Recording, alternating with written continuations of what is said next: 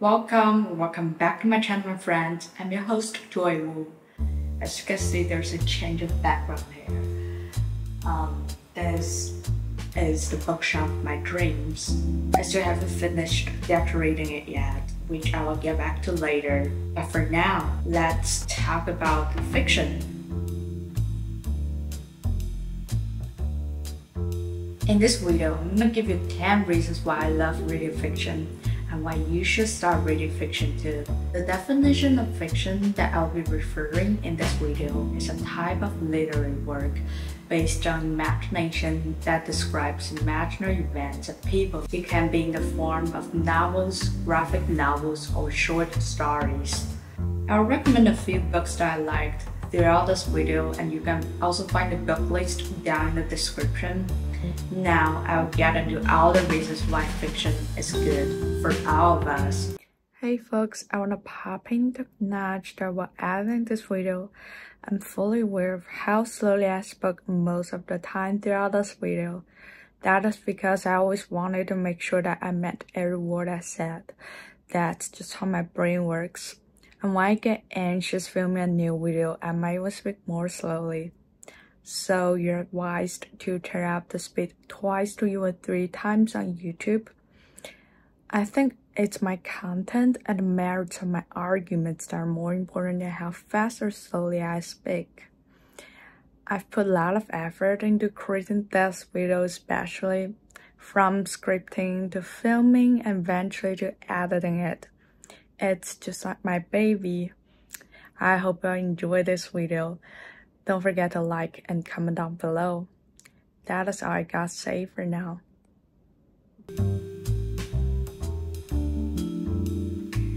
Universal human experiences can include falling in love, pursuing happiness, suffering pain, and enduring loss.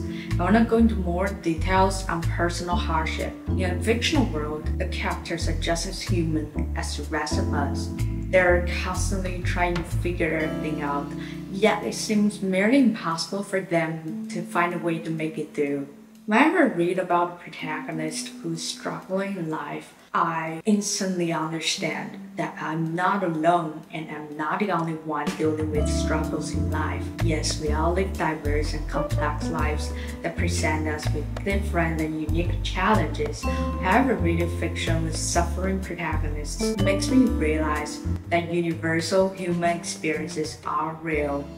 We come from different countries, we speak different languages, we have different cultures, yet we are all connected by a single most important thing in life, and that is the universal human experiences. Because to a certain degree, we all are living through life with the same experiences, such as falling in love. At the end of the day, it's the humanness in us that's going to unite us in one, instead of breaking us apart. While characters in fiction are challenged by obstacles coming along their ways, they also have internal struggles. I usually know that a book is a good piece of work if I find the characters quite relatable, meaning they're just like any of us. We're all flawed humans. We have inherent imperfections such as greed and selfishness. There's always this dark side of humanity within us that we're constantly fighting off of.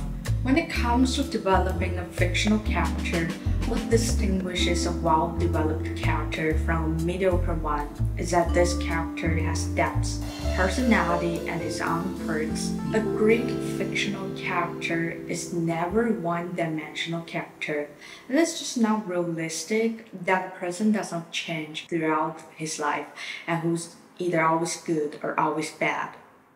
I love to read about controversial characters. In one of my previous videos, I did an analysis on Edward Blake, also known as the comedian in WATCHMEN. If you haven't already watched that, I'll put a link here in the corner for you to check it out. Basically, the comedian is a very flawed character. On one hand, Blake is very immoral and brutal when it comes to his relationships with females, because the way he treats women is just unacceptable at times. On the other hand, Blake had always been a brave crime fighter while he was still alive. He perfectly understands human nature and the dark side of society and chooses to become a reflection of his surroundings. Besides, Blake is very loyal to his country. He had fought in both the World War II and the Vietnam War and had gained recognition as a war hero. So all things considered, Blake is a complex character because you just can't define him as either good or evil. But he's so loved by many readers, which proves the point that humans tend to be multifaceted. This point goes back to reason number 10 because through reading universal human experiences, readers can understand suffering is common among us. We're more likely to recognize the suffering of others. We're even more likely to be there for our friends and take action to help in times of difficulties. A compassionate character is always a lovable character. Tintin from The Adventures of Tintin provides an example of the greatest extent of human compassion. It always jumps into action to help people around him, even though it puts his own life at risk. He's tested again and again the limit of compassion a human can withstand. In Tintin Tibet, he embarked on yet another dangerous journey to rescue his friend Chan, who suffered a plane crash. While everybody else gave up the hope that Chan survived the crash, Tintin insisted on searching for his friend. He endured extreme weather and continued his search. Much to his delight, Tintin eventually found Chan in a cave, who had lost all the strength to even leave the cave. This was the first fiction that spoke to me about true human compassion. It had taught me that compassion does not need to have a limit. Tintin and his ventures had made me realize that having a large heart at the end of the day is all that matters. We're usually cooped up in our own bubbles and only judge things based off of a certain set of rules and our fixed value systems. However, reading about fictional characters with lives that are so different than ours can be an eye-opening experience. They make us realize that our ways of dealing with things or solving problems do not need to be confined to a single way of thinking, but are open to so many possibilities. I often come across a difficult situation being described in fiction, and the way the main character handles that situation would usually make me be like, whoa, that's something I've never thought of. That's so out of the box. When we read about unusual ideas that are not limited by rules or tradition, our creative thinking can be nurtured. It can break our fixed thinking pattern for better. We can even apply some of those creative problem-solving skills to our daily lives. I talked about Earthlings by Sayaka in my previous video. If you haven't already watched that, you can also click the link to check it out. It is one of the most creative, if not the most creative novels I've ever read in my life. Murata has taken a radical approach to criticize the dark side of society, and the way she writes the story is free of any constraints. Nonconformity is the major theme of this book, and Murata addresses taboo in a way that's very open-minded. This book can shock you to your core, so you really gotta be mentally prepared. Buckle up before you hop onto this roller coaster. I'm warning y'all. Reading fiction can help us gain wisdom. Wisdom is the ability to be able to remain calm and receptive to the truth. It is through fictional characters' constant struggles in times of adversity that we can truly grasp the idea of wisdom. We, all of us, have the power to turn things around. There's not an inherent bad situation, so to speak. It's always the way we look at the situation that will determine how we'll feel going into that situation. If we had a choice to remain cool and collected throughout a chaotic period of life, why would we choose to be cool and calm instead of being angry and scared? Nothing is intrinsically bad or good. It is only our perspective on a situation that will help us judge if it is a good or bad situation. Good or bad is always relative. Now I want to introduce you to my favorite novel of all time. Drum roll please. It's East of Eden by John Steinbeck. Set in the rich farmland of California's Salinas Valley, this novel follows the intertwined destinies of two families, the Trusks and Hamptons, whose generations recreate the biblical story of Cain and Abel. In East of Eden, Steinbeck has delivered the message that each individual has the power of free will and choice to determine his or her own fate. Even though humans are flawed, we can all find forgiveness within ourselves. I'm actually going to read a couple quotes from the book just to give you the impression that this book was beautifully written. It just seems that each passage contains wisdom and power of its own, apart from the whole book.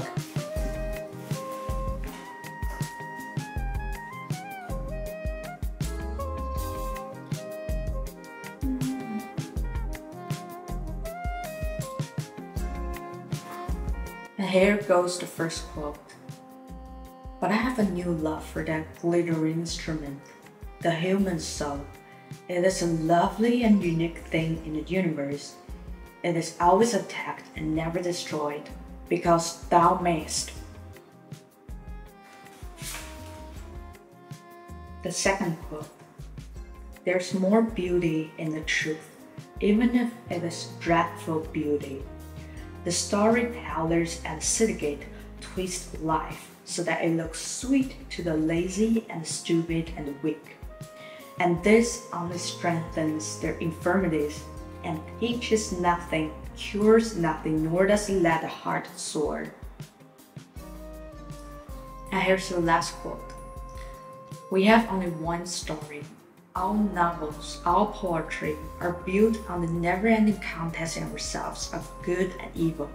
And it occurs to me that evil must constantly respond, while good, while virtue is immortal.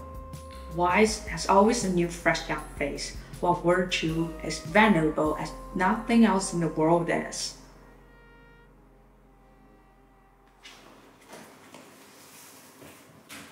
Aren't they beautiful?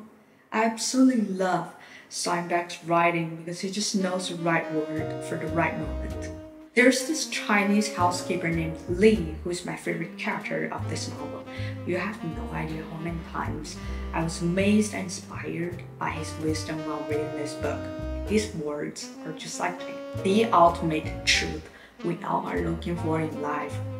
So I would highly recommend this book if you are looking for some true wisdom of a lifetime.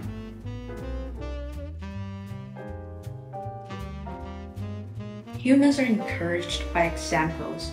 When I'm in a low spirit or I feel discouraged about life in general, I think of Edmond Dantes from the Count of Monte Cristo, who got thrown into prison for a crime that he didn't even commit at the age of 19. Before he was framed by one of his crew on board, he had a beautiful future. Career-wise, he was going to become the captain of a merchant ship, and he was literally going to marry a lovely mademoiselle in just 1 hour and a half or so before a chain of unfortunate events befell him, made him a prisoner, and almost drove him insane. While Edmund didn't give up on life, he did try to end his life at some point when he was in solitary confinement. But the fate was, after all, on his side. Edmund didn't die out of despair, and he waited patiently for his revenge when he got out of the prison. Spoiler alert, Edmund escaped the prison. He did not serve all his time in prison. Of course, my life isn't nearly as bad as Edmund's early life, but the point I'm trying to make is that life is a constant struggle for everybody. We all go through life with some lows, and it is totally fine. It is only through reading the struggles that these fictional characters have to go through that I realize a bad day or a bad year does not define us. We are more than a bad day or a year, so hold on, stay.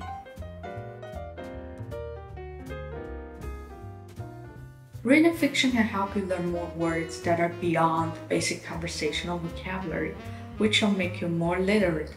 You can even become more articulate as a result of being able to communicate your ideas, thoughts, feelings, or needs clearly and precisely. I've heard about people talking about how they started to use a more diverse vocabulary in their daily dialogues because when they read fiction, they naturally absorb some words that were used in the books. And this is a good thing because when you have a variety of word choices at your disposal, you can express your ideas more effectively than when you only have a limited vocab.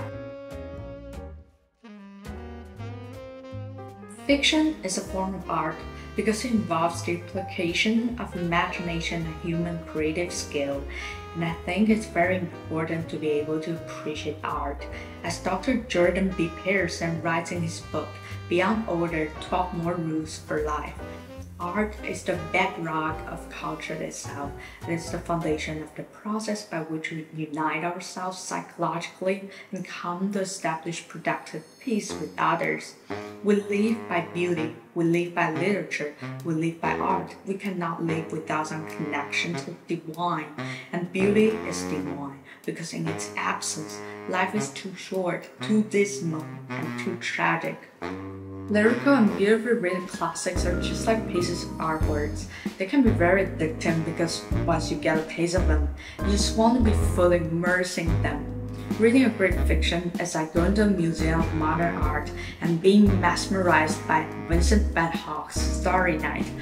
It's a pure enjoyment for me. Sometimes it's a unique writing style that I particularly love about an author that make me want to explore more works by that author.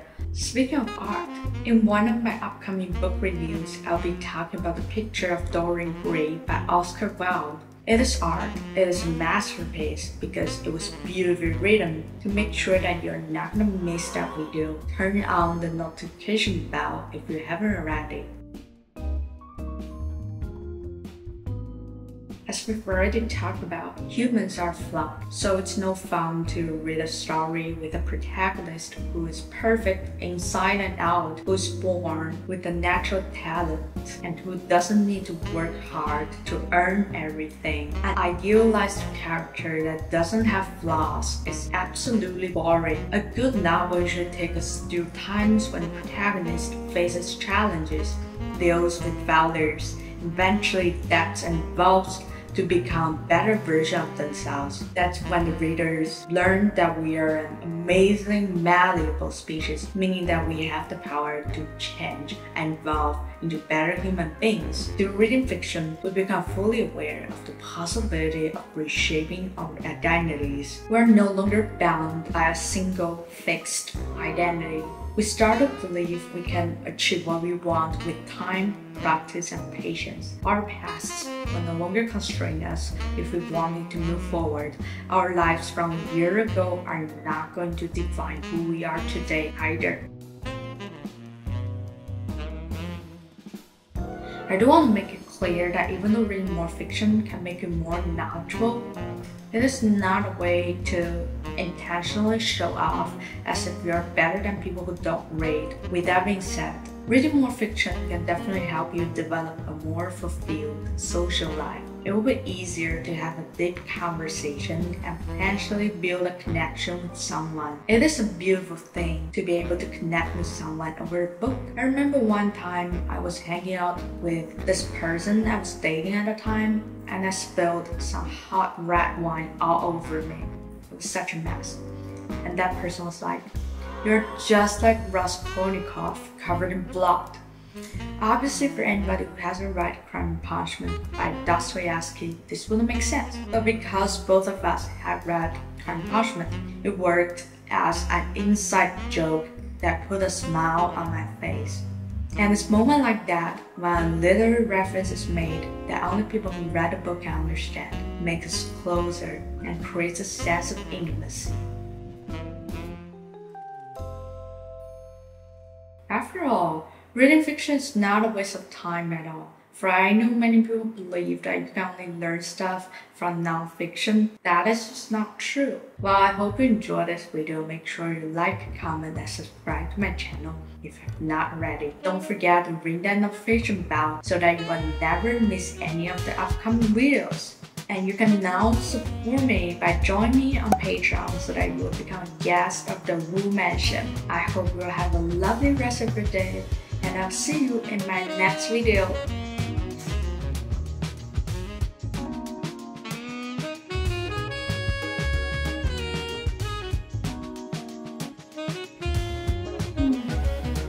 Where's the last one?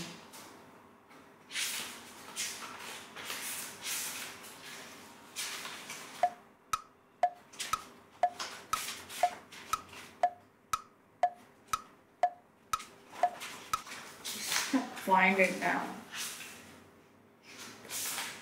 A few moments later. It's here. It's somewhere here. I can see it. I can see it. Here.